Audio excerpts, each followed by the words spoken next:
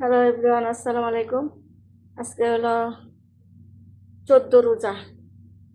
ইফতারি হয় নাই, আরো 1 ঘন্টা আছে আমাদের সৌদি আরবে।